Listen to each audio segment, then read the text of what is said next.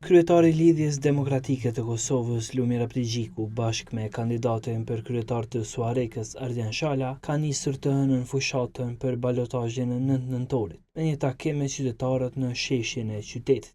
Në këtë bim, Abdigjiku tha se në Suarek tashmë është krijuar një shumicë që kërkon ndryshim dhe se ditët e fundit të fushatës do të jenë përcaktuese për rezultatin përfundimtar. Ai u bëri thirrje mbështetësve të LDK-s që të angazhohen maksimalisht për ta kthyer, siç tha ai, Suarekën në foljen e vet biologjike. Është e qartë që qytetarët e Suarekës kanë nevojë për ndryshim, rrjedhimisht shumica e tyre kanë kërkuar për ndryshim.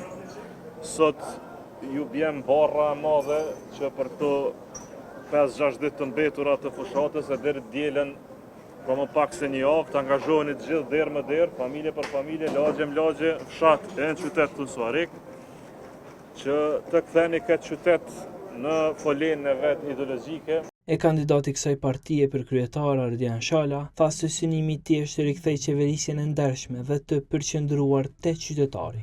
Në Prishtinë, kandidati i kësaj partie dhe kryetari aktual Përparim Rama publikoi një video në Facebook nga lagja Dardania, në të cilën premtoi 2 projekte nëntoksore që sipas tij do të lehtësojnë qarkullimin në kryeqytet. Prej rrethi Flamurit deri te rrethi tjetër, përshëndetje, a je mirë?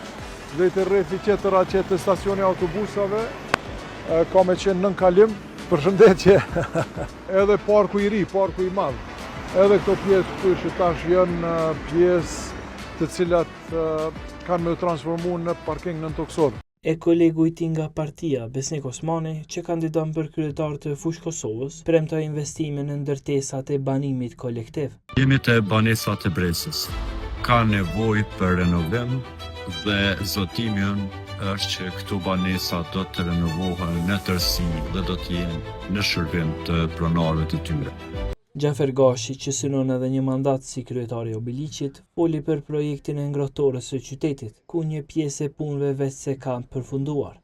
Për të arritur deri tek ky projekt dhe projekte të tjera që janë duke i zhvilluar, fillimisht falenderoj në 2017 Gizin Gjerman për termat e referencës, e më pastaj nga fillimi i implementimit të buxhetit nga ligji për Obiliqin, ne filluam të mendojmë edhe më gjatë për projektin e nxemjes qendrore, duke ditë që është një projekt i jashtëzakonshëm, shumë i domosdoshëm për qytetarët e Obiliqit. Në Prishtinë, LDK-ja hyn në garë si partia e parë e dal nga raundi i parë i mbajtur me 12 tetor.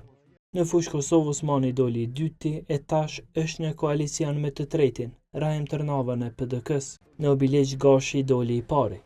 Të tri këto komuna udhëhiqen nga LDK-ja dhe kandidatët e saj garojnë kundër atyre të vetëvendosjes. E në Suarek, Shala sfidon kryetarin aktual, Bale Muharremaj në AK-s. LDK-ja është në balotazh edhe në Gjilan, Viti, Pej, Unike, Dragash.